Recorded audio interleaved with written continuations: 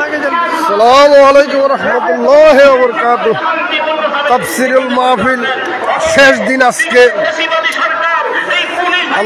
প্রধান বক্তা মিজানুর রহমান আজহারী সাহেব উনি স্টেজে উঠবেন রাত 8টায়, কিন্তু আলহামদুলিল্লাহ যে অবস্থা এখন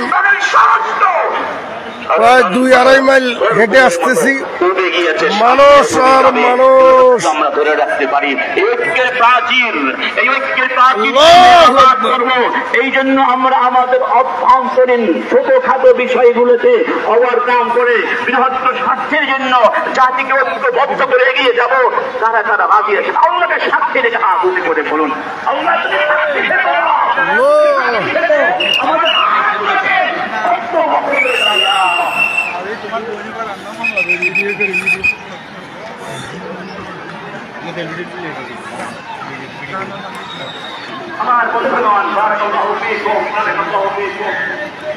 আচ্ছা, এটা না খুলিলে গেছে গো ওইখানে।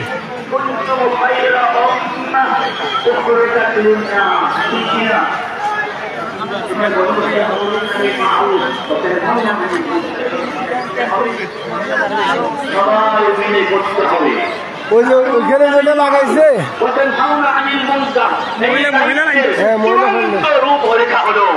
হাজার হাজার মহিলা। ইসলামী রাষ্ট্র ব্যবস্থা, ইসলামী সমাজ ব্যবস্থা, ইসলামী শিক্ষা ব্যবস্থা, ইসলামী হাজার হাজার মামুনেরা কি ইসলামী শিল্প ব্যবস্থা, ইসলামী বিচার ব্যবস্থা, ইসলামী ব্যবসা বাণিজ্য ব্যবস্থা সব কিছু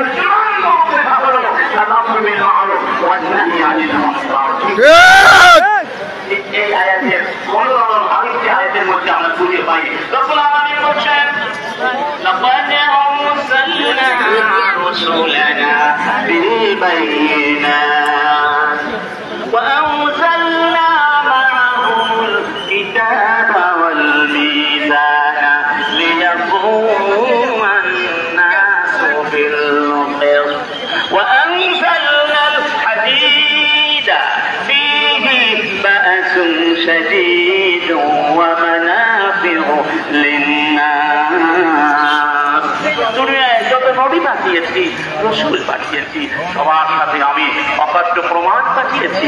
সেই প্রমাণ দ্বারা তাদের নবুয়তের অথেন্টিসিটি, সত্যতা প্রমাণিত হয়েছে। আচ্ছা, পাঠিয়েছি কিতাব, পাঠিয়েছি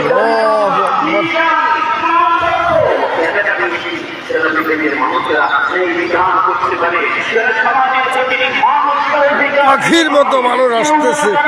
আল্লাহু আকবার। প্যান্ডেল আরো মনে হয় 1 কিলো দূরে।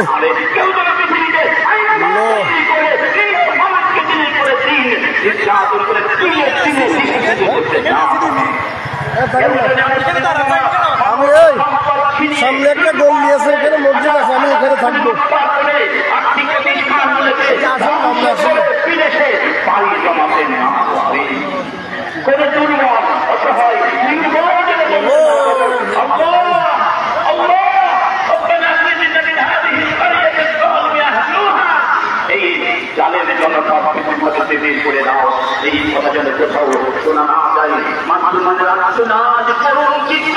দলে দলে লোকজন মাহফিলে আসতেছে। আল্লাহ সবাইকে কবুল করো। এই মাহফিলে আসার বসার যে নিয়ত করেছে তার উসিলায় আল্লাহ তাদের সমস্ত জীবনের গুনাহ খাতা মাফ করে দেন।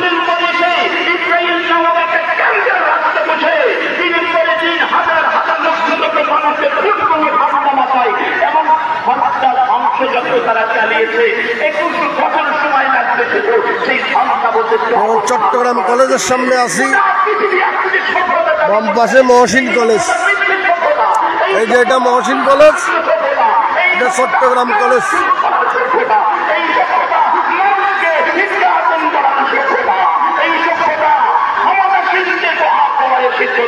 আর দুর্বলদেরকে নির্যাতন করে ধরে ধ্বংস করে দেওয়ার সভ্যতা, এই সভ্যতা আমরা মানি না, মানতে পারি না। আমাদের কাছে শ্রেষ্ঠ সভ্যতা আছে নাকি নাই? اليوم أكملت لكم دينكم وأتممت عليكم نعمتي ورضيت لكم الإسلام دينا। এই মহা ঘোষণা যিনি দিয়েছেন, ইসলামের পরিপূর্ণতার ঘোষণা। যে নিজের সভ্যতা, নিজের ঐতিহ্য, নিজের ইতিহাস, নিজের সমর্থন, সাহায্য, সক্রিয়তা, প্রাতিষ্ঠিকতা, ব্যক্তিত্ব, আত্মসম্মান, মাহফিল থেকে এখন আমি প্রায় আধা কিলো দূরে আছি। আল্লাহু আকবার, আল্লাহু আকবার। আল্লাহ জমিনে আল্লাহ দিনকে বিজয়ী করতে হবে। নিজের জীবন থেকে শুরু করে একেবারে সিংহাসন পর্যন্ত এই কথাটি আল্লাহ কত সুন্দর করে বলছেন আমাদের দেশের কোন তখন আমি বলছেন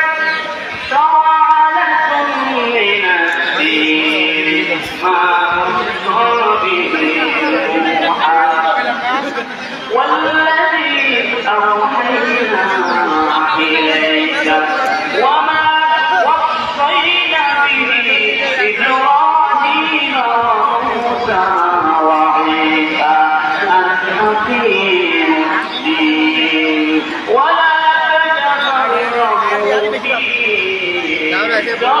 على المشركين ما تدعوهم إليه ঐতিহাসিক চট্টগ্রামের প্যারেড ময়দানে 5 দিন ব্যাপী তাফসিরুল কোরআন মাহফিলের আজকের শেষ দিন। আজ আলোচনা করবেন আন্তর্জাতিক খ্যাতিসম্পন্ন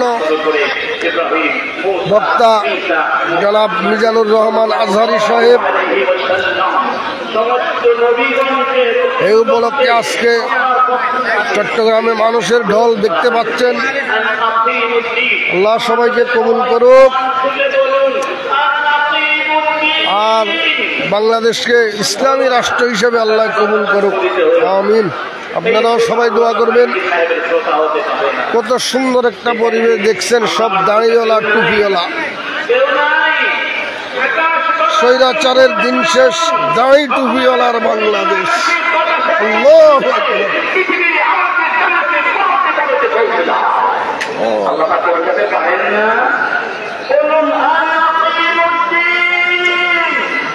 দলে দলে লোকজন অংশগ্রহণ করতেছে। আমার দিনকে প্রতিষ্ঠা করো, এই পথে তোমরা পরস্পর নতমস্ত করো না।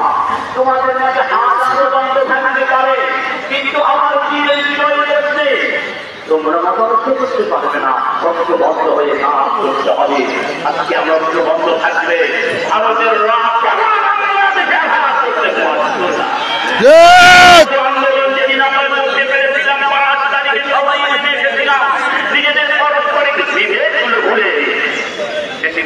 পালিয়ে যেতে বাধ্য পাইনি। রান্না করে খাবার পর্যন্ত খাবার তার ভাগ্য হয়। আল্লাহ দেখিয়ে দিয়েছেন এইভাবেই তোমাদের ঐক্যবদ্ধ থেকে আমার দিনের বিজয় সাধন করতে হবে। সেই ঐক্যের মহামন্ত্র হল জামাতের সাথে নামাজ আদায়। এই জন্য জামাতে নামাজের এত গুরুত্ব, এমন গুরুত্ব বলছেন لينتهين رجال عن خلف الجماعة لينتهين رجال عن خلف الجماعة أو لأفرقن بيوتهم তোমরা যদি জামাতের সঙ্গে নামাজ পড়তে না আসো, জামাত ত্যাগ করার অভ্যাসকে যদি ত্যাগ না করো, তাহলে আমি তোমাদের বাড়ি ঘরগুলো আগুন দিয়ে অবশ্যই অবশ্যই জ্বালিয়ে দেব। ভিতরে মাগরিব পড়ি তারপর ঢুকুন। না না ঢুকুন।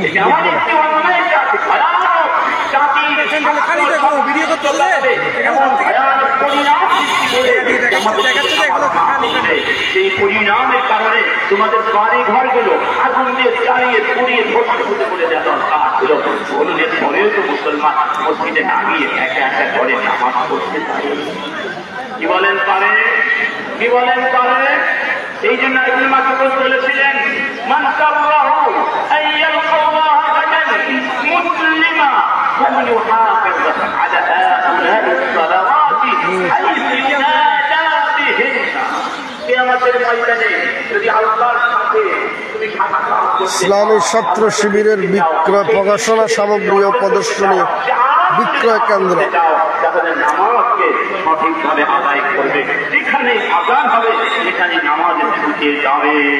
فإن الله قد شرع لنبيكم سنن الهدى وإنهن من سنن الهدى ولو أنكم صليتم في بيوتكم كالذي يصلي في بيته أو كالمتخلف الذي يصلي في بيته لتركتم سنة نبيكم ولو تركتم سنة نبيكم لضللتم।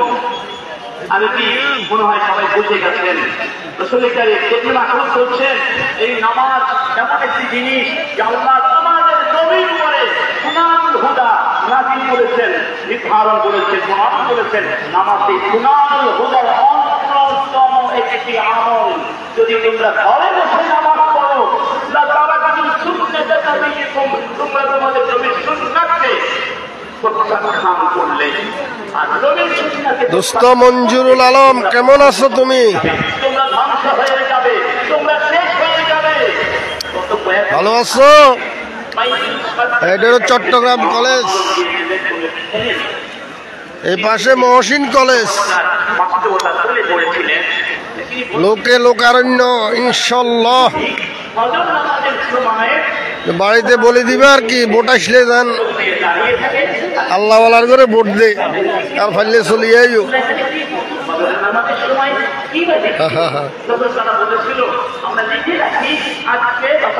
ইসলামের জোয়ার উঠে গেছে ইনশাল্লাহ বাংলাদেশে।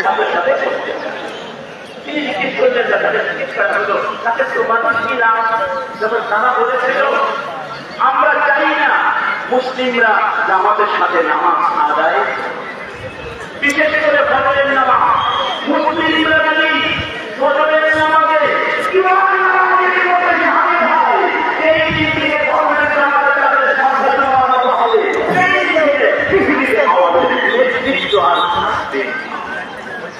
এই জন্য মুহাম্মদ রাসূলুল্লাহ সাল্লাল্লাহু আলাইহি ওয়াসাল্লাম মদিনায় গিয়ে নিজের জন্য রাস্তা তৈরি করেছেন। তিনি প্রথমে নির্মাণ করেছিলেন একটি মসজিদ। সেই মসজিদের ভেতরে গিয়ে মুসলিমরা একটা ভাগ হয়ে গিয়েছিল। মক্কার মুহাজিরিন, মদিনার আনসার, হাবাসার বেলাল, পারস্যের সালমান, রোমের সোহাইব, নানা দেশের, নানা বর্ণের, নানা ভাষার, নানা ইতিহাসের দিকের মানুষগুলো একত্রিত হলে কোথায় গিয়ে? মসজিদে গিয়ে ঈমান এবং আকীদার বাঁধনে ঐক্যবদ্ধ হতে পেরেছিলেন। আদব পাত্রের ভেতরে আবু ফেললে যেমন সবগুলো বলে একত্রিত হয়ে যায়, ঠিক মসজিদ হলো একটা মানে হলো আদব পাত্র। সেখানে যাই যাবে ঈমানের বন্ধনে ঐক্যবদ্ধ হয়ে যাবে। কিন্তু আজকে আমরা সেই নামাজের অর্থটাই তো বুঝি না। মসজিদ থেকে বের হয়ে আবার ঝগড়া শুরু করে দিই। এমনকি মসজিদের মধ্যেও আমাদের ঝগড়া চলছে কি চলছে না। যে নামাজের উদ্দেশ্য ছিল আমাদের ঐক্যবদ্ধ করা, মাত্র 400 নিয়ে এখন ইসলামের রাষ্ট্র গঠন করেছিলেন। মদিনায় তো 50,000 লোক তো সবার সম্ভাবনা আছে। কারণ কি? এই 400 মানুষ ওই মানের ছিলেন যাদের সমস্ত চিন্তা চেতনায় ছিল কোরআন, যাদের গুণচিত্তের ভাবনা ছিল ইমানি শক্তি।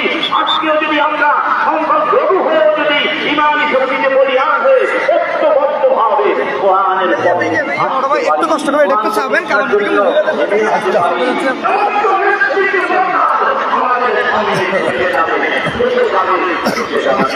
মানুষ জায়গা দিতে তো মাগরিবের পরে দেখবেন যে এগুলোও কি সব ফিলে হয়ে গেছে।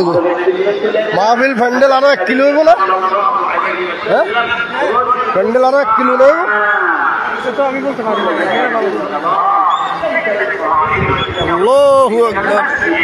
আমাদের মসজিদে নিয়ে যাওয়ার আমাদের বলেছি আমাদের সাথে নামাজ পড়া বড়